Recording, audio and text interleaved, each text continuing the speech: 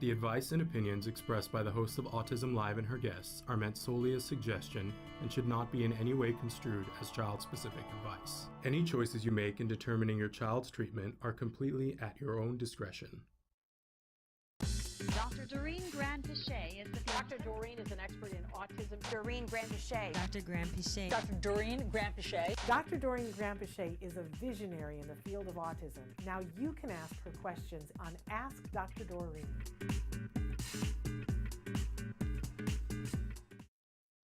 Good morning and welcome to Ask Dr. Doreen. I'm Shannon Penrod and I'm here with the lovely and fabulous Dr. Doreen Granpeesheh. Good morning. Good morning, everyone. Good morning. So thrilled to be here with you. Thank you. This is our I think this is our last time that we're doing this year. That's true. So this is a really great time for you guys to participate. We're live right now on Facebook, YouTube, Twitter, and a bunch of other sites. Traven's going to show you eventually some of those sites, but now is a good time for you to write in a question if you're watching live. Of course, you might be watching us later on in podcast or listening to us in podcast. That is actually our bigger audience watches and listens later on. But I want those people to know that you're not left out of the conversation either. There are two main ways that you can post a question if you're not watching live. You can send an email directly to me, Shannon at autism-live.com, and I keep a bank of questions to put on the show the next time. Or you can leave a question for us. The chat is still open on the old site, autism-live.com. You can get there by either going to autismnetwork.com and clicking on the Autism Live tab, and there's a place for you to comment, or you can go directly to autism-live.com and you can comment there. And then I check those questions before we do Ask Dr. Doreen. Either way is fine, but you can, if you're watching live, you can write in and ask the questions right now. Yep. We have a starting topic this week that you had proposed last week because you said we're coming up on the holidays, and so our topic is surviving the holidays, right? And we had a question that somebody said, do you have any tips for surviving a 3-week break from school, from school services, in fact? Right. So do we want to start there? Or? Sure. Okay. Let's talk about that. So, I remember at the beginning of COVID, also, we were getting a lot of questions. People were asking about kind of, what do I do? My child's at home now for God knows how long, right? Yes. And to some extent, this is the same thing that a lot of parents, regardless of the diagnosis of your child, we all go through, because we develop our own routines, and then all of a sudden our child is home, and we're like, okay, how do I manage this? So I think the biggest thing you can do, the most helpful thing you can do, is to set up a routine that works for you and for your child over the next 3 weeks, because obviously a lot of parents are still working, and the kids are there, and hopefully you have care at home. But with our kids, if they are left with not having anything to do, they start to, make up things to do, and those are not always the best things to do, right? Yes. So keeping them busy, I think, is one of the most important things. And I recommend that you think of activities that are of a different type, like different types of activities. So for instance, if you are waking up with your child in the morning, and now look at it this way, you now have the opportunity to teach your child some of the things that during school days you wouldn't necessarily have the time, or the child wouldn't, because you're rushing when you're trying to get your child to school. And there are so many things that parents just do in order to get their child ready. Well, now, if it's possible for you or whoever is taking care of your child to actually focus on some of those activities that take a little bit longer to teach, but will be really useful when school starts up again. For example, just, grooming themselves in the morning. So washing your face, brushing teeth. Brushing teeth is one of those things that is really easy to take care of and teach your child, as well as dressing, actually, just getting dressed. Because the way that we do it, instead of modeling every single step, is as you're doing it with your child, take photos of each step and put those photos on a wall in order, and then help your child follow the pictures. So this is what I do first, this is what I do next, this is what I do. And before you know it, honestly, in 3 weeks, you should be able to teach your child a couple of these different chains of behavior. So getting dressed, for instance, or brushing teeth, or both. And that will be really, really helpful. You're smiling because I bet you did that with Jim, right? Yeah, I can totally picture the pictures that we had of him with one sock on and then a second sock and then one shoe on and the second shoe. Absolutely. And you don't want to do the hard things like tying shoes, for instance, is a different activity. You just want to kind of get down the order of things, and in a sense, you want to try to get the child to follow directions by looking at the pictures. So that would be an activity in itself, and so you can start with that, and then there's, of course, breakfast, let's say, and this is now your opportunity, if you have time, or whoever is taking care of your child, perhaps prepare the food together, which is always a fun thing if you can, whether it's just getting the cereal. And this is a really good exercise for your kids to learn to just follow instructions, right? Get the cereal, get the milk. Or, if you get the toast, how do I put it in the toaster? What do we want on there? Like, really engage and have fun with it. And perhaps at this point now, you as the parent will need a little break. And it's perfectly fine because your child has now done several things already. And perhaps as they're eating or after eating, you can give them a little bit of independent time. So let's say they can watch something on TV for an hour, or they can go on their iPad for an hour and do some sort of educational activity. And now you come back, and the next activity could be a physical activity where you can go outside, perhaps dad or mom or whoever is there can do some sort of throwing the ball, catching the ball, kicking the ball, physical activity. Any kind of game that can be done. If there are siblings in the family, this is where they can get involved and help entertain the child and teach the child some things right now. And so now we're already, possibly around, 11 o'clock or 12 o'clock or something like that. And so now maybe you can actually pull out some worksheets. And of course, you can get worksheets anywhere. You can ask the school for worksheets. You can print them online from... They sell them at the dollar store. Oh my gosh, there's so many opportunities for that.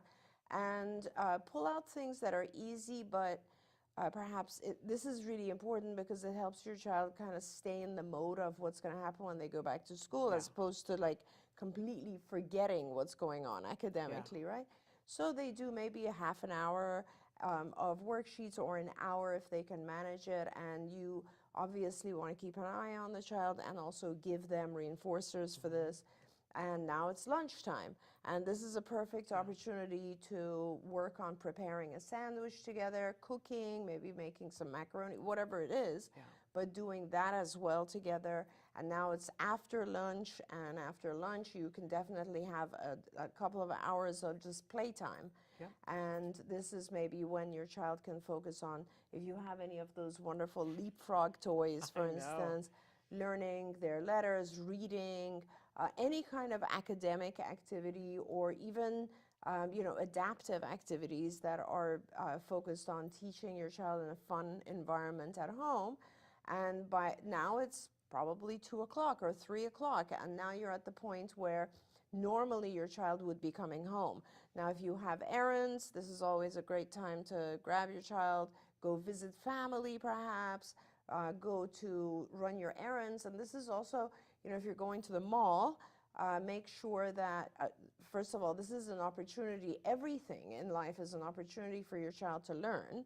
But do make sure that you do some of the things that are going to help prepare your child for a noisy, kind of chaotic environment.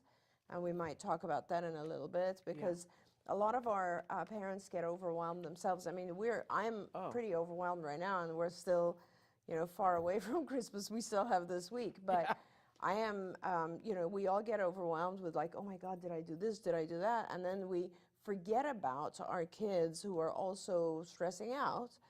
And then we run over to, Shannon, honestly, I avoid the malls 100% now, because I just can't handle the chaos.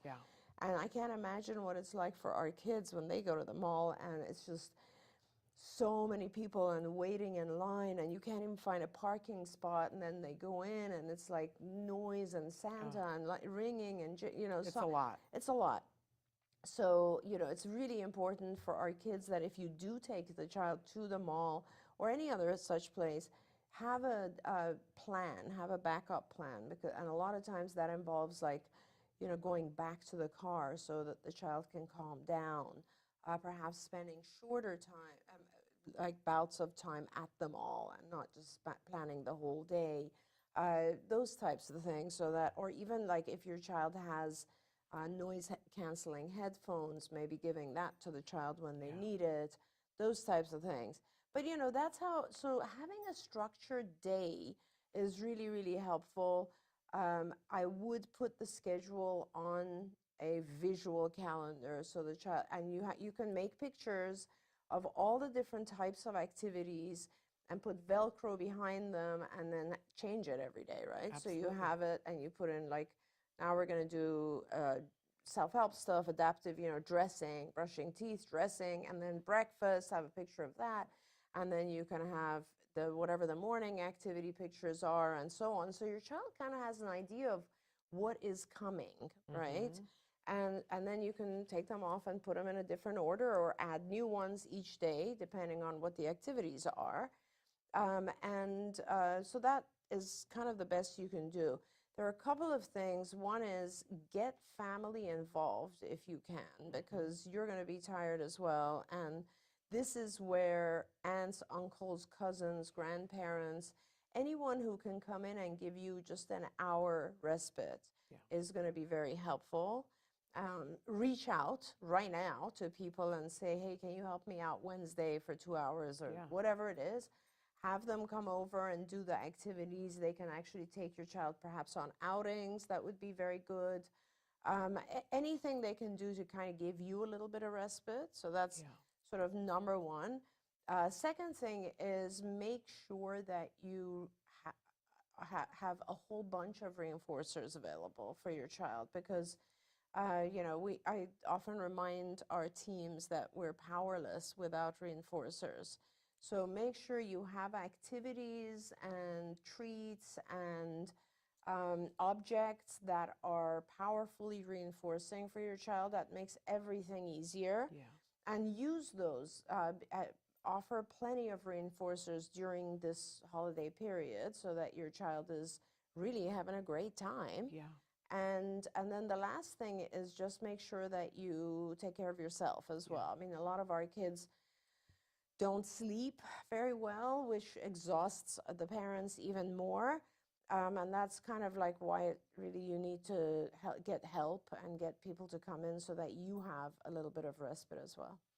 And if it sounds like Dr. Granpeesheh is asking you to run a day camp, it is. It is. And I think that part of the thing is that we need to accept that. I think so often we're trying to do other things as well. Like maybe this, if your child is going to be home for 2 or 3 weeks, maybe this is when you take some of your vacation time or use some of your sick time or family leave time or whatever that you have to do. Or you make arrangements so you're going to be with them for these 4 hours and then you're going to work and somebody else is going to be with them during those 4 hours. But it's when we try to do 2 things at once. Well, I'm going to try to write this email and run this art activity that we get our capes caught in the fan, which chokes us. 100%. So, for me, I have to remind myself, no, this is the time period where we're going to do this, and that's all I'm going to ask of myself. That I'm going to sit here and we're going to color. You and I are going to color, and I'm not going to ask either one of us to do I'm not going to unload the dishwasher. I'm not going to do laundry at the same time. I'm not going to be checking my phone every 2 seconds. Exactly. Like you just have to kind of go, here is what we're doing, and model that being present for your child. That it's really hard, you guys, but it's such a worthwhile thing that you can feel yourself. I don't know how everybody else is, but it takes me about 15 minutes till my brain accepts it, and then I go, oh, I get to just enjoy you. And that's all I have to do is be present and do that. That's right. Oh my gosh. And that's when you feel that thing about, oh, I'm not a bad parent. I love that. And my child is so capable, and we can communicate together. Now, if you're feeling like, I don't know how to do all this, I want to give you 2 helpful things here that when the pandemic started, people were saying, I don't know what to do, I don't know what to do. So I made a starter list of 101 things you can do with your children. And that's available on the blog site for autism-live.com. If you go to the blog, it's probably like 2 blogs down because I don't blog very much. And you can find that. It's also available in the appendix in the back of my book. And you can amend any of the things. So for instance, if you're going to do the worksheets, like there's one of them, it's like number 38 is play school with your child. Yeah. You can totally play school with your child and say, okay, we're going to play school now. Do you want to be the student or do you want to be the teacher? And if they want to be the teacher, have them pick the worksheets and you model the behavior of doing the worksheets and ask them questions. I don't know the answer to this one. So make it fun. Make it fun. I'm so glad you said that. You know, I remember when my 3 kids were very young and we would travel to Germany because their dad was German and we would stay there for a month and over the summer. And, you know, he basically had other stuff to do and I was with the kids. And I would do exactly what you said. I would have a craft period where we would like make tie-dye shirts or whatever. And I would have a school time, and the kids were very excited about it. And I was like, oh, yeah, we're going to do school time. And we'd all sit down and do worksheets and books, and, you know, I'd reward them for good. And they would help me with meals, and we'd go for long walks and all this kind of stuff. And believe me, 2 things. One is the more you put yourself into it, like really make it an immersive experience, it'll go fast. It's not going to be a drag. It'll be so much fun. And it'll go fast. And also your kids will always remember it. My kids still talk about those days because they remember everything we did, you know? And I would go to Michael's and buy like a whole bunch of stuff and just put it in a suitcase and take it with me each time. And there's like lots of stuff you can do. Oh, the dollar stores have so much stuff craft-wise. Yes, I had my 2 nieces visit me this last summer, and their parents were going to go away. I had them for 10 days. Same thing. I was like, okay, so this day we're doing this craft, and we're going to go here, and we're going to do this. Don't overload your schedule. But here's the other thing. I know so often we say visual schedule, visual schedule, visual schedule. You guys go, some of you go, I'm not a crafter. I don't know how to do that. It can be so easy. You can even do it on your phone. But if you want to craft it, here's the thing. You can have your child sit down and you can put a piece of paper in front of them and say, you know, draw cars or draw, you know, whatever, so that they make the actual thing. Yeah, even ask them, like, you know, what does the mall remind you of? And then they'll draw something. Right. And so then that becomes the token for, okay, you know, we're going to go to the mall. I love when people do this on a cookie sheet. Right. They make it on a cookie sheet, and so they glue or paste the paper on it, but then they put a magnet on the back of each little thing that they draw, so that you can arrange the schedule, that they can arrange the schedule, and you just did it on the back of a cookie sheet. It's not high tech. Exactly. You know, I want to be a crafter, but I'm not that good. Right? So I got to keep it low. Hey, Pinterest is great for those ideas too. Oh, definitely, in advance of my nieces visiting last summer, you know, I have to have a thing to wind me down at night, so I'll sit and look at Pinterest things. I love Pinterest. Oh my gosh. And I make a Pinterest board of things for when I'm with the 2 girls that I like. Oh, here's a craft I want to do with them. And then you don't have. Then when it's time, you just bring up your Pinterest board and go, oh, look what we could do today. Super fun.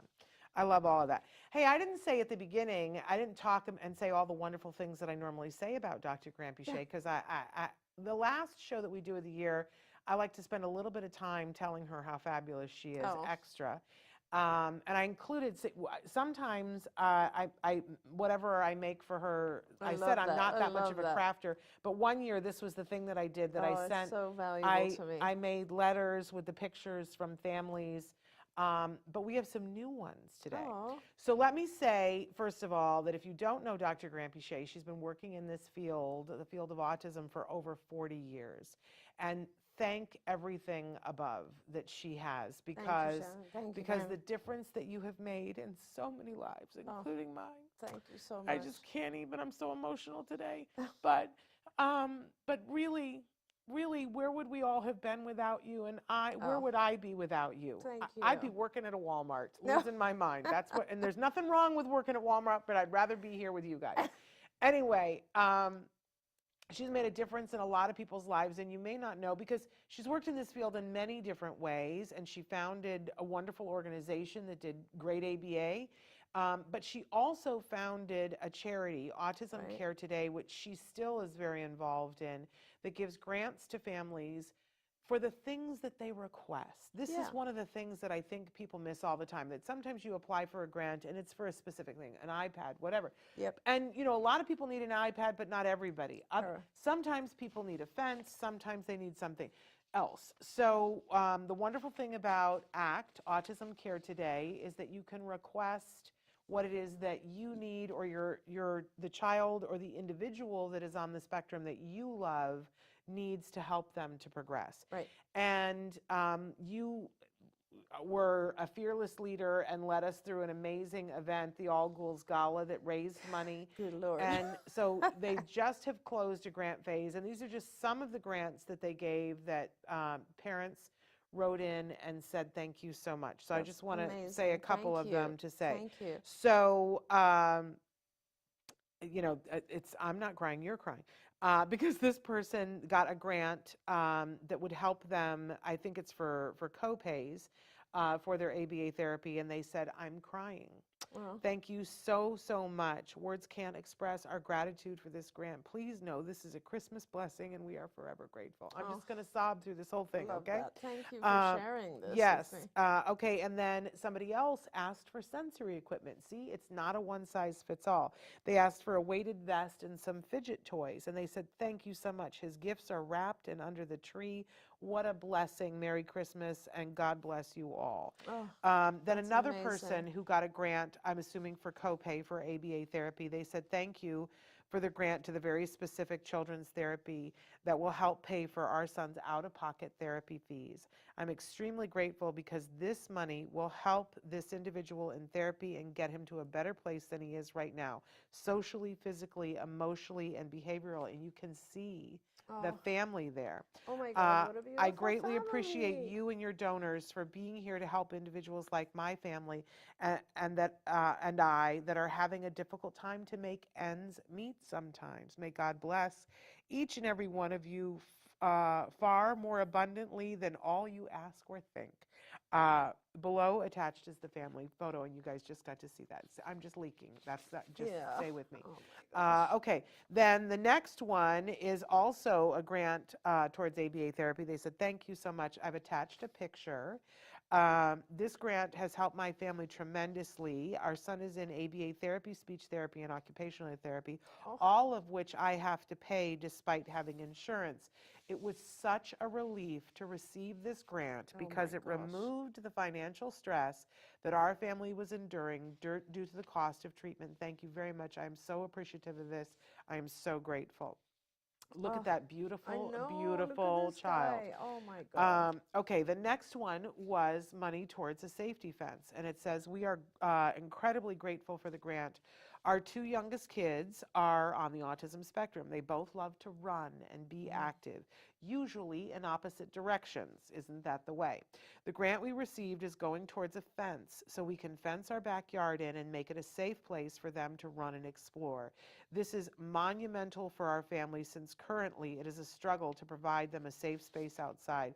We are truly grateful to Autism Care Today. And look, these are the little customers that are running in opposite directions. Oh my And gosh. I Look love, at those guys. I think we also have a second picture of them too when they're out enjoying themselves running. Oh I my think that's gosh. still, there they are. Oops. Oh my goodness. Don't they look like they'd be like, They're let's run in beautiful. opposite directions? little And they munchkins. deserve to be able to do that in safety.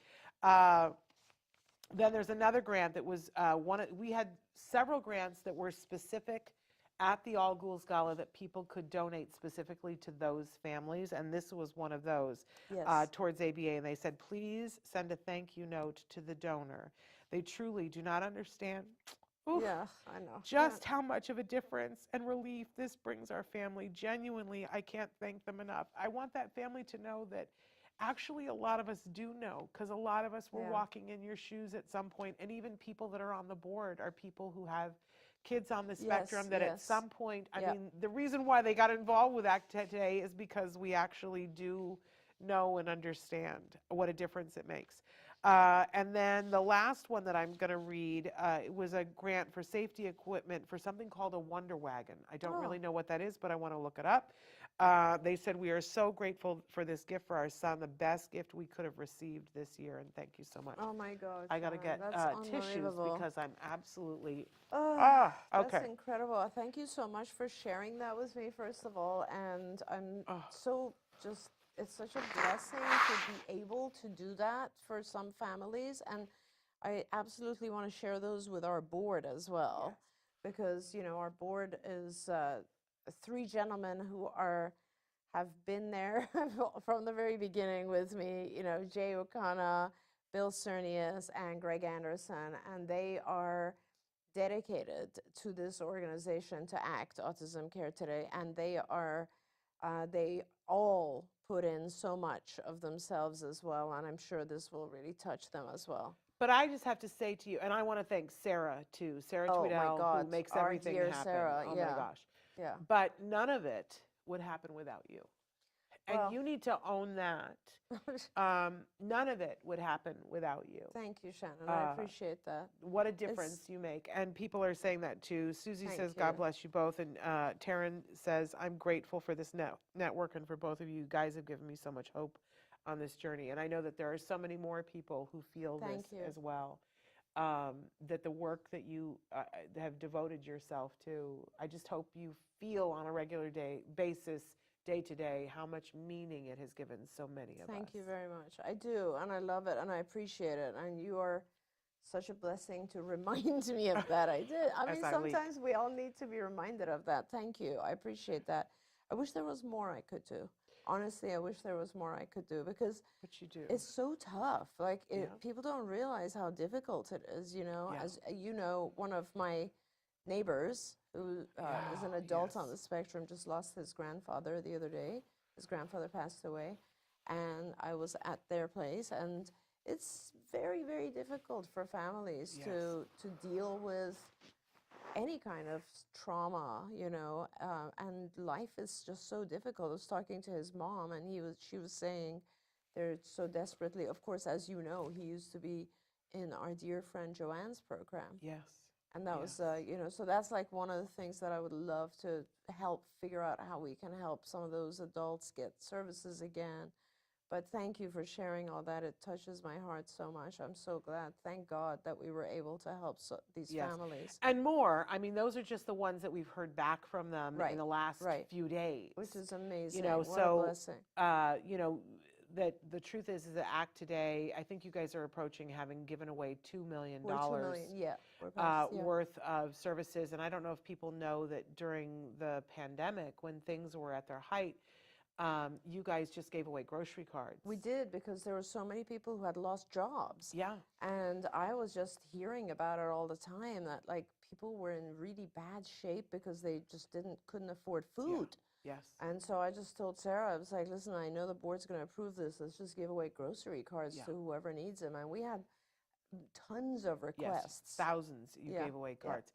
So absolutely amazing. And, you know, the grant phase is not open currently, but it will open again. We'll let you guys know when it's open again. And then you can write in and ask for a grant for something that you need up to $5,000. And you know, the grant, the money doesn't go directly to you. The money goes to whatever the thing is that you asked for. So if you're asking for an iPad, it goes to the store where the iPad is purchased. If you're asking for money towards therapy or copay, it goes to the place where you're getting therapy. People have gotten service dogs. People have gotten help with medical, all sorts biomedical, of stuff, everything. We're not going to judge what you're requesting. Yeah. And we're going to do our best to fund it. There are a couple of things that we know are kind of scientifically not sound. Yeah. And those things we will probably hold back on until there's a little bit more proof that they're effective. I remember a few years ago, someone had requested us to pay for, there was this cruise that promised parents that by the time you get back from this cruise, your child will be recovered. Do you remember this? No. So there were things like that are not really real. But in general, we will fund everything. I mean, whether it's hippotherapy or summer camp for your child, or Yes. medical or labs or ABA or speech or whatever it might be. We just want to try to help out a little bit. And it's not all the little kids either, you guys. I remember one year that somebody wrote in and Oh, said, yeah. you know, I have a child who's older and on the spectrum, and he's really, really gifted, but they're telling us at school that he would be great at computer-assisted design, CAD, Yeah. but he has to have a specific computer to do it. Right. And the money was raised for him Right. to have that computer. So Yeah, it's I all love that. kinds of things. I And love I that. love that about, you know, that it doesn't presume to know what you need. Yeah. It says, the organization says, what do you think you need? Write in and tell us about it.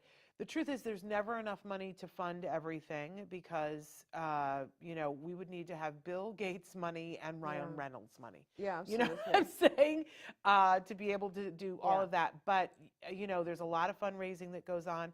And you know, one of the things that we always say to people, especially in the spring, is if you ever want to have a lemonade stand and the proceeds from it go to Act Today, you know, we've had huge amounts of grants that have been funded from lemonade stands. Well, I was going to just say, I want to thank a few people. Like this Yeah. year, we were very blessed. I mean, first of all, I was closing down a research nonprofit that we had developed a few years ago. So we transferred a lot of the funds from that nonprofit to ACT, which really helped us. But we also had funding from UBS, which is from JP Morgan Chase, from Latham and Watkins law firm. We had funding from Assured Partners, which is an insurance brokerage. We had a lot of a family, and I'm saying this because any of our viewers who are in any way connected to perhaps an organization that might be able to fundraise or help us or match grants, we had a family who was able to, through the company that they work for, do a massive golf tournament without really any involvement from us, very, very little involvement from us, and they were very, very kind, and they raised over $30,000 for us this year. We have had other families who have reached out to their companies where they work, and the company has sent us funds. We have to actually like track back and find out where did this money come from or who do we thank. But you know, that's another thing. If you are in any way talented, or if you have good ideas for fundraising, or if you are connected to organizations, large organizations usually have a charity department or a department that is about giving.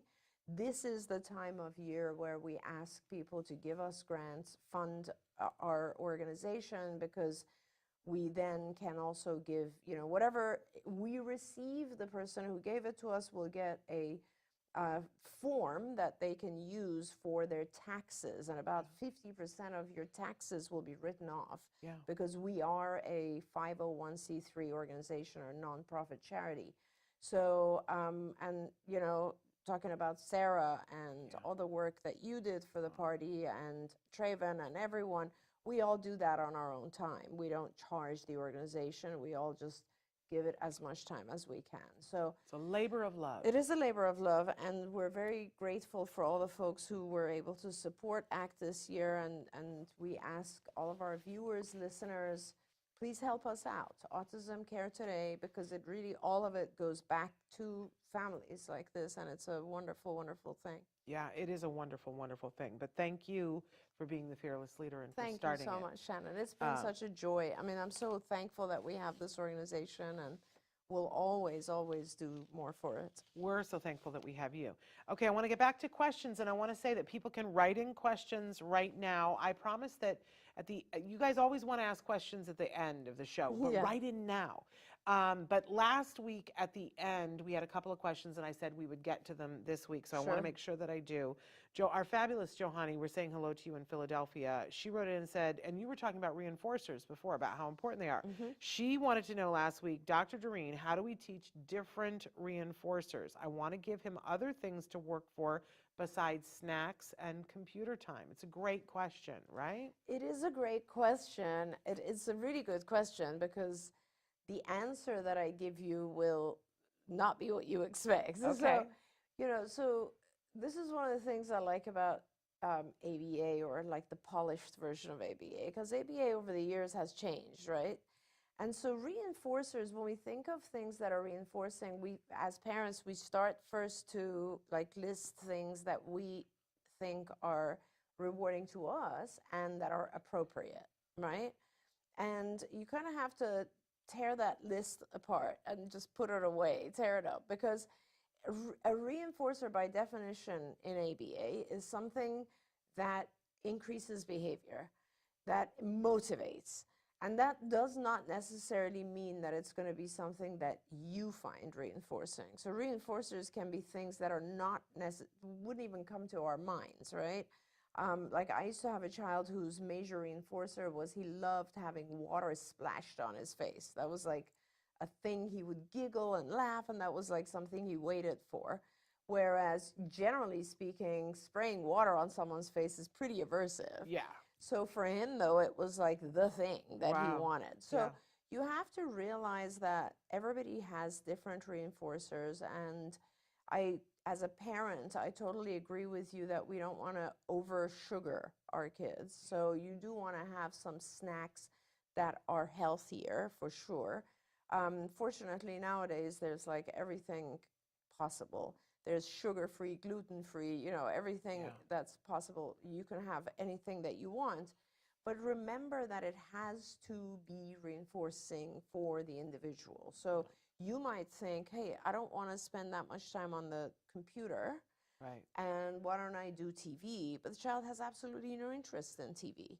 So what I really recommend, and one of the things we used to have, I think we may have at some point put it on Autism Live, we can do it again, on one of our websites, was we had this huge list. It was like 5 or 6 page long list of possible reinforcers. And you could choose from those based on what your child desired, right? So, and there were things that might not come to mind. For example, swinging would be a reinforcer, or, putting on music could be a reinforcer, or I don't know, texture type stuff, like using a one of those massage thumping things. Yes. That could be a reinforcer. So I think we need to get that list back up. And then what you do, obviously, is if you start, let me just put it this way, if you start getting into teaching a child to use a different reinforcer, it's not a reinforcer.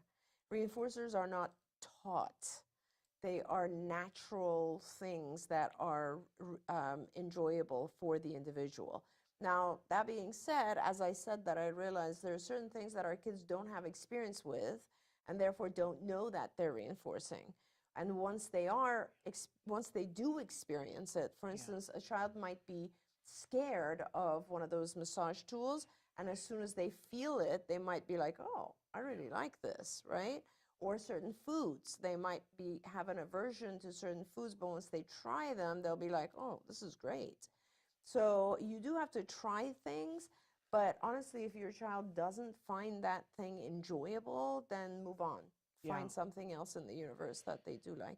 Yeah, I miss when we used to have the big old school toy stores where you could take your child and you could put them in the cart, and what I would do is just start throwing toys into the cart, and I would see what he would play with, which is a way that you see what they sort of like.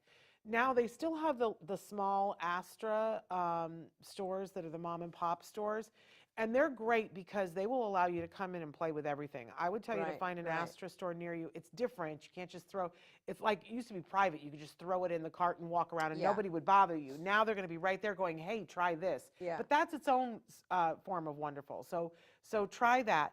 But go ahead. I just want to say, you just did an incredible toy drive, which is one of the most, like, the value of all this work that you put in, Shannon, aside from, I know you, part of it is the joy of giving toys to kids, which is incredible, but you put so much time into this. Too much. And I have to say, part of the value is just the manual that comes out of it.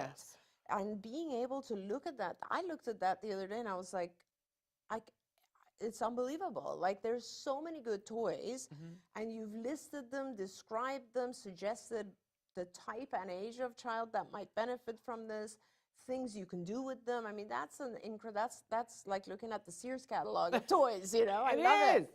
It is. So I take that's great very pride in it. helpful as well. And you can find the toy guide by going to autismnetwork.com and click on where it says toy guide. If you hold that, it'll take you directly to where it age norms things. I always say start with the age of the child or the adult, the age that they are. Look at what's available there, because we tried to put a wide range of things there, but then go look at everything else, because there are certain toys that, and in fact, we're going to show you in just a second, one of my favorite toys this year and last year, the Shishibo, and it's like, which age category do we put it in, because it could fit in so many of the different categories. But it's this kind of a thing. So I just was at our Sensitive Santa this week, and it's so funny because it's one of those toys that people look at and it's small. So people go, what's that? I'm not sure that I want that. And then I would crack it open, and everyone, it was like it would stop traffic, and everyone, can I play with it? Is it my turn? I want to, like, it's so cool. And you wouldn't know that it was a reinforcer until you play with it. So let's take a look we want you guys to see what the Shishibo is from Fun and Motion Toys. Look at this.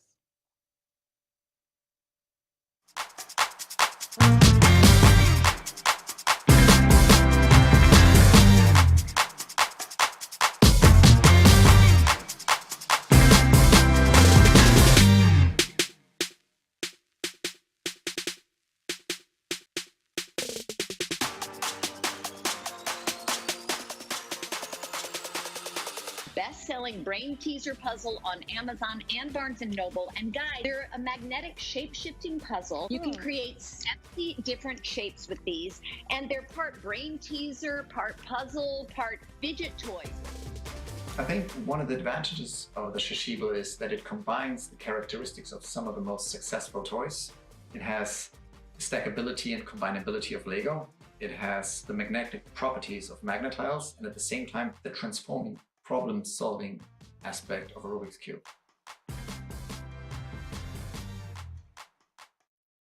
This thing, I just love it. You left one at my house last year, and it's still on the kitchen counter because everyone who walks in like picks that thing up and starts to play with it.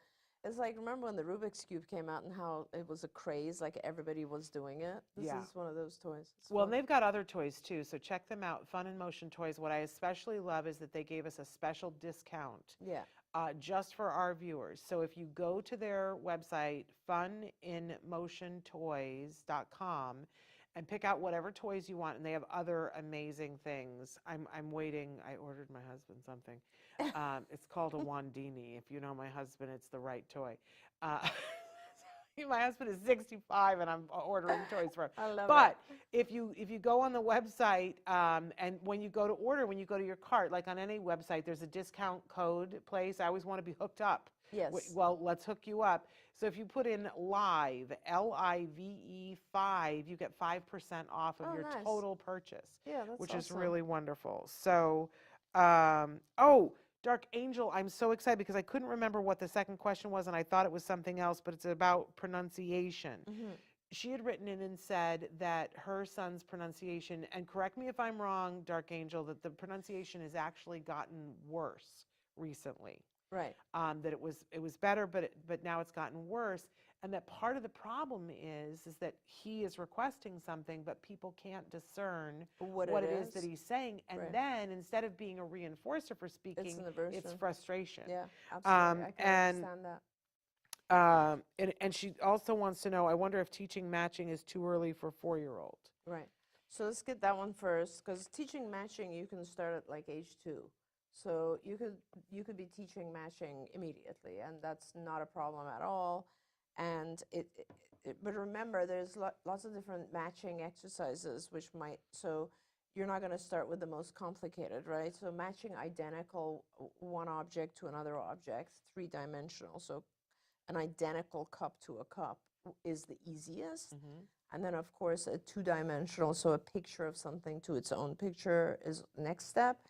And then it's a 3-dimensional to a 2-dimensional, so a cup to a picture of a cup, or cups that are not identical but similar. So there's lots of different matching exercises, and you have to kind of build up to it, right? So the most complicated, obviously, being, matching picture to objects that are not identical. So that's, but you can start very early. In regards to pronunciation, I wonder if something has happened recently to make pronunciation worse for your child. And lots of different things could have happened. For instance, he could be rewarded for different types of pronunciation. So in school, let's say he says something and he's rewarded for it, or in different environments, then our kids kind of get lazy with their pronunciation because, remember, it's harder for them. And most of the time, our kids have some form of apraxia, so their tongue moving is difficult. They're not able to move it as rapidly as we do in different positions and so on, and that's just the muscle tone thing. But the way to fix this, and I think this is very, very important, because you want to fix it before too much time goes on, not only because it's frustrating for him because nobody can understand what he's asking for, but also because with language you build, so if there's incorrect pronunciation at one level, it's always going to be there. My kids still to this day make fun of me because, I learned English in England, in the UK, and so I had a very British accent. Then I went to an American school, and it kind of became some weird mixture. But there are certain things I still don't pronounce correctly, like year. Like, I cannot say the word year. I don't know how to say it correctly. And my kids are like, there's key words that I learned wrong, and no one ever, or I learned the British way, and it never got fixed. So it is important to fix those things early on. Now, with the reward thing, so I'm fixing them a lot of times with the pronunciation is modeling, but with the reward thing that Shannon mentioned, it's super important that you have pictures associated with the things that he says, so that if he's asking for something, give him a picture array and figure out which one it is he's trying to ask for by having him visually give you the picture of the item. So then now you know, okay, when he says blah, this is what he's referring to, and now start to fix that, right? Yeah. So you want juice, so we have to say juice, the whole thing, right? So then start to really focus on fixing one item at a time, but make sure that you're connecting it to a visual. And then, of course, this is something that you should be discussing with your speech therapist. The way that I like to do this, nobody else does this, I don't know why, but I've been doing this for a really long time, is that I will go through with my child I'll take every letter of the alphabet and I will put it in a word at the beginning, at the middle, and at the end. So for instance, if I'm looking at the letter B and I want to make sure my child can, or N is one of those, N is one of those letters that a lot of kids have a hard time with. So I will write 3 words and I'll be like, nest, okay, he got that. Panic, okay, he got that. Can, oh, he's not pronouncing N at the end. Yes. And then I'll circle all the things that are missing, because a lot of times you'll find, oh, the letter L is fine in the middle, but it's missing in the beginning of words. The letter N is fine in the beginning and middle, but it's missing at the end. And once you write those down, then you can write out words of a similar type. That's brilliant. And then you just practice that. Yeah. And that helps you with pronunciation tremendously. Kids who are hyperlexic or are familiar with letters, use the visual, show them the letter. Those are types of things that help. And then, of course, if you're still not successful, there are a lot of tongue exercises that a good speech therapist can give you that will allow you to really get language going. By the way, speech paths who are trained in the prompt technique are fantastic at this type of thing. And the first part of prompt training is done online. So you as a parent, if you want to learn more about prompt training, you go on the prompt website and they'll tell you more about how to get some of those sounds to come out. And I want to be clear, I am not a speech and language pathologist, nor was I ever, but I used to be someone that was a college professor that taught theater, and one of the classes that I would always teach was voice and diction. Yes. So I know a yes. great deal about where the sounds are made and things of that nature. And one of the things I loved was when the first time I looked at the skills program is that there is a whole oral motor section. Yeah. Because I couldn't figure out with my son whose diction was, here I was somebody who had been teaching diction and teaching eradication of things like a lisp and things like that. Yes. And here was my kid who, like, it wasn't working because he didn't have enough muscle tone to even do the tongue twisters that I knew to do with him. And I love that there are a whole bunch of lessons in oral motor and that are available in skills, but there's stuff on Pinterest as well, because normally our kids, if they were typically developing as they would have been chewing and they would have chewed on crunchy food and things like that, they build the muscles in their face, but our kids were food selective. So they didn't build those muscles, and now they're behind on that too. So don't forget about, and you can work on these things doing all kinds of things. You can work by blowing in a kazoo. Helps to build the muscles. I love the minute to win it. Party favor things. Oh, yeah. Those are great because it shows the thing coming out if you have enough air. Air is a big deal. You're so right, Shannon. Like, being able to blow is a very, very big part of speech production. Yes. And I even love, if you look right now, everybody's doing these TikTok videos where they're doing kind of minute to win it things with their family for Christmas. Well, I love the one that we used to do where you put a cookie on your forehead and you have to lean back and make your face do all these things to make the cookie come in your mouth. Right? And the cookie falls off and we all laugh, but you're doing oral motor exercises that tone it up so that they actually can make the sound. I love that. Or even just like get in front of a mirror with your child, and like one of the exercises we have is obviously touching the outside of your with your tongue. Like how can you touch your nose, or which is to great the to left, do at right, a stoplight with your kids. I mean, we say every moment educational. That's right. You know, I have a niece who has cerebral palsy, and we were constantly trying to come up with different things. Activities, So what we would do is we'd just be walking, we'd go, okay, now let's walk like a duck. And we'd all practice walking like a duck, and she thought it was hilarious, had no idea that we were doing OT. You know what I'm saying? We don't have to make it all right, now we're gonna do serious, be silly. Absolutely.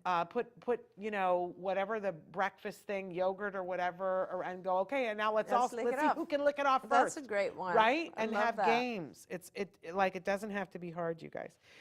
We forget.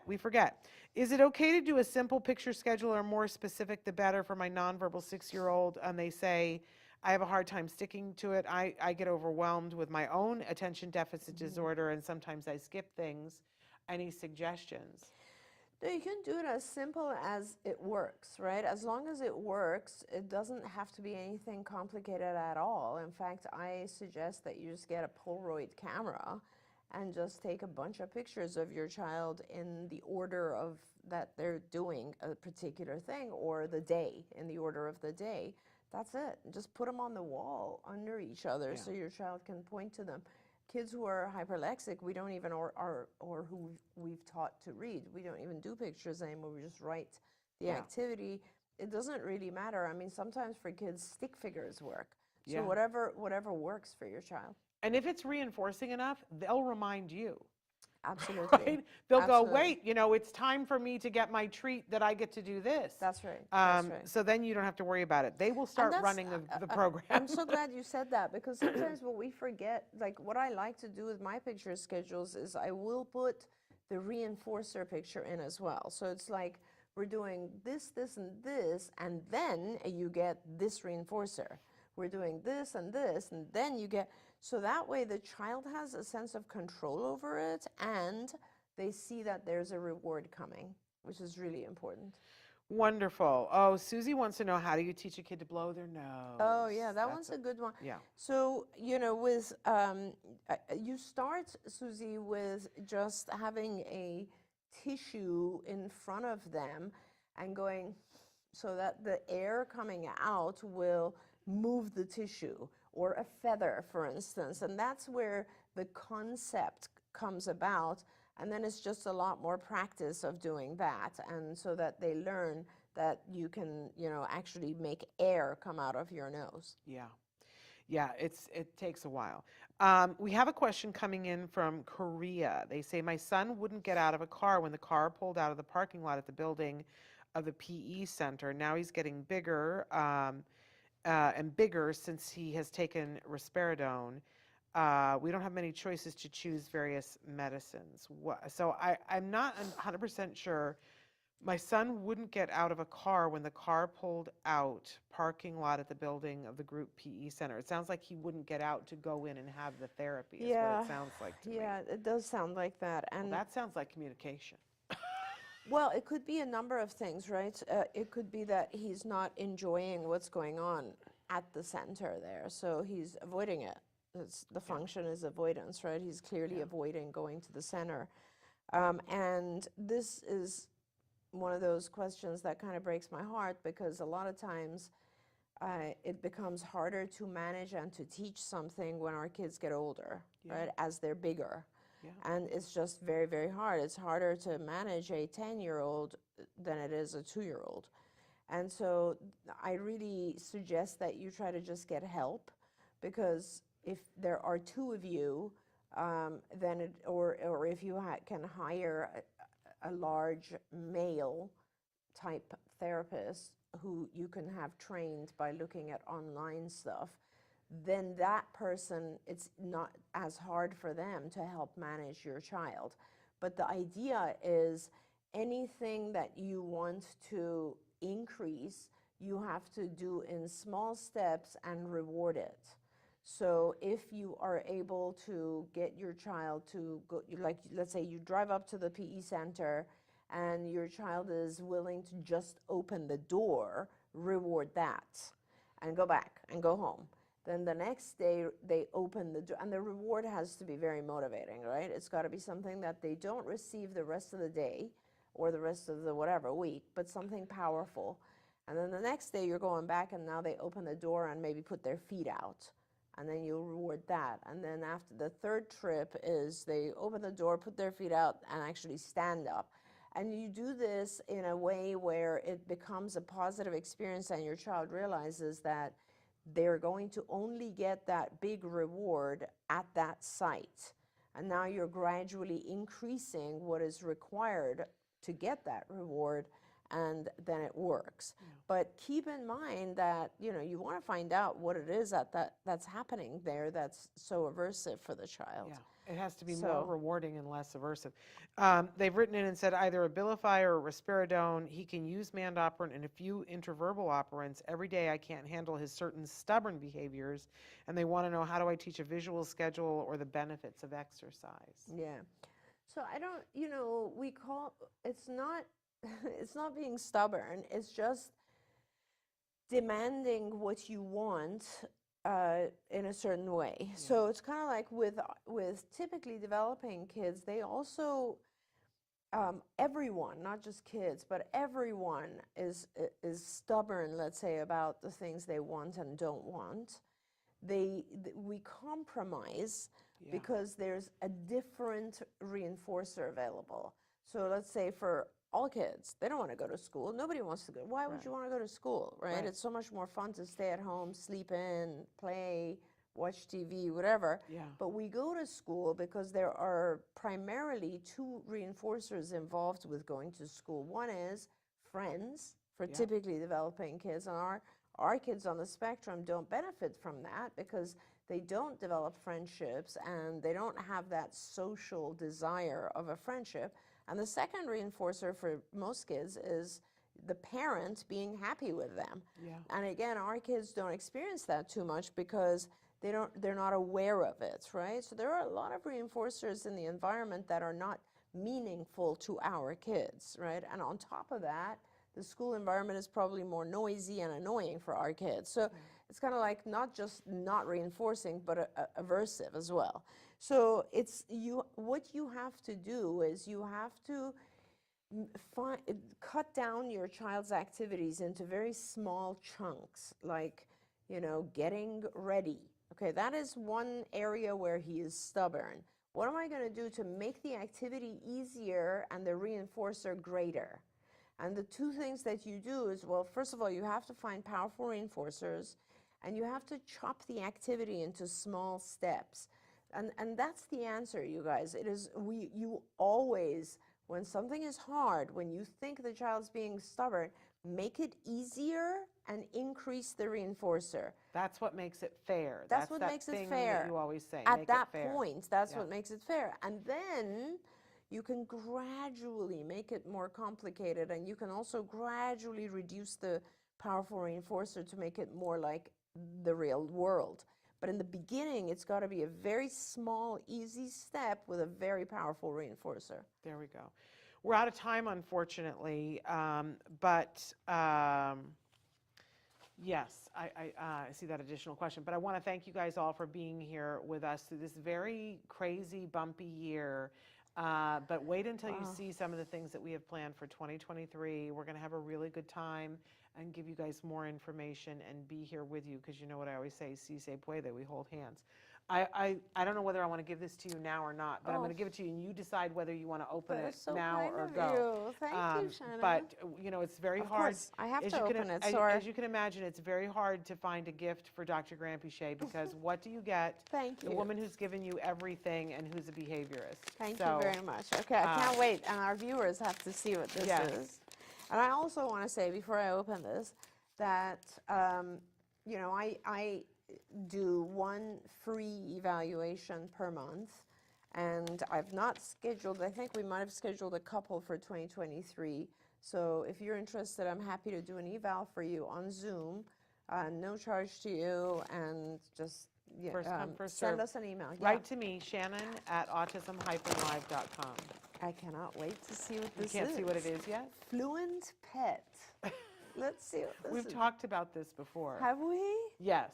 And you were not 100% sure, but then you were like, sort of like, maybe. What is So it? this is where it's the buttons that you can teach your dog. This is basic vocabulary that you can teach your dog how to talk. Oh. And I researched, everybody said this is the one. God. Because she has 3 dogs. One in particular, the one I think that you don't think, but I think that dog wants to talk to you. Which one? Harper. Harper, I think yeah. that Harper has things Yeah. that Harper would like to say to you. Oh my gosh. Well, so I that's- cannot wait. I cannot I can't wait, because I can't wait to hear what. Thank you. But it might be so- Blaze. I don't know. What an amazing. I love you. Thank you so much. I can't even. I can't wait to hear the stories you tell about this. 'Cause, you What know, do you like- get a behaviorist who Because has my dogs? little dog already talks to me. Like Yeah. whenever she wants something, she will literally come up and tap Yes, you. yes. So this is amazing. Thank you so much. What a thoughtful And, gift. and I maybe love Frank, it. I don't know.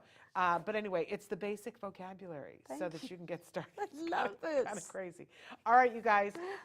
We are back tomorrow for one more live show, and then we've pre-taped our Thursday Let's Talk Movies, which I think you'll find very fun. There's one point that's just really hilarious, off the chain hilarious, but we already pre-taped it. But we're back live tomorrow, and we will have a very special guest tomorrow. I can't say who, so you'll want to tune in to be with us then. Until then, give your kiddos a hug from me and one for you too. Bye-bye for now. Bye, everyone. See you in the new year. Don't forget, you can watch Ask Dr. Doreen live every Tuesday morning at 10 a.m. Pacific time. We hope to see you there.